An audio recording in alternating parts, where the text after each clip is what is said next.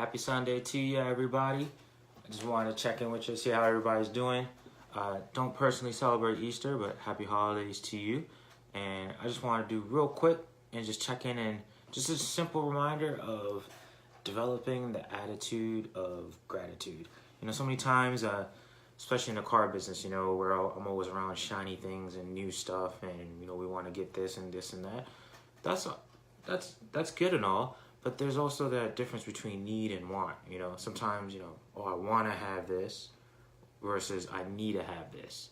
There's a quote that's saying if you buy things that you want, soon you have to be selling things you need. So let's make sure that we actually need to have the things instead of wants, and try to balance that out. Second of all, in terms of basically developing the attitude of gratitude, there's a famous quote in our scriptures where it says that what's the language?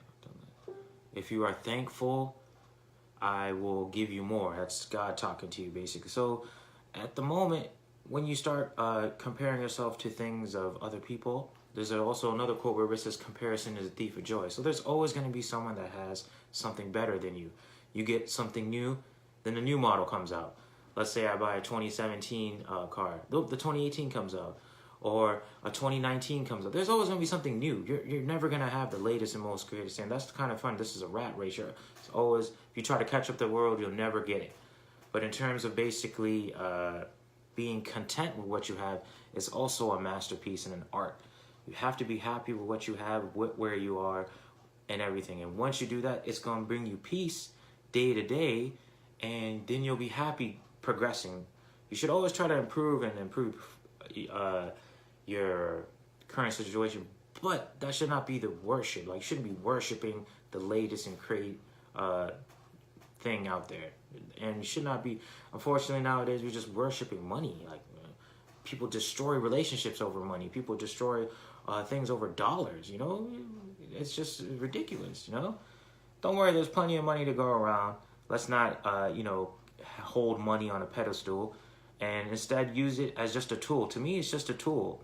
And remember that everyone always says, oh, when I get this and this much amount of money, I'm going to start donating. Wrong. You're going to develop the habit now. You have to start donating when you don't have money, and very little, whatever you can, $5 here, $10 here. So when you do get that amount of money that you're doing, you've already developed the habit, and you'll be more inclined to easily give away the money. People that don't develop that habit early, when they do get the money, they have a tough time giving the money away because they never developed that habit of letting things go. And by that time, their expenses have increased, so they got more expensive furniture, more expensive cars, more expensive housing. So they decide, oh, I don't have enough money. But remember, develop that habit early, and remember that through giving, you shall receive.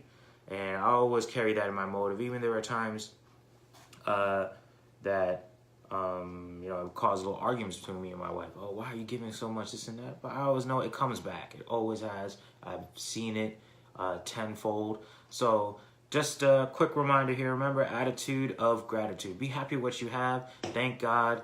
The fact you woke up today, I always say that. You have all your limbs. You can see, you can hear, and you're walking. Try saying all the things if you're in the bed, hospital bed, paralyzed, just had a heart condition, or I only have one eye, and things like that. You would see life differently, and a lot of times we forget, but when you see those people, you get reminded of how truly blessed you really have it.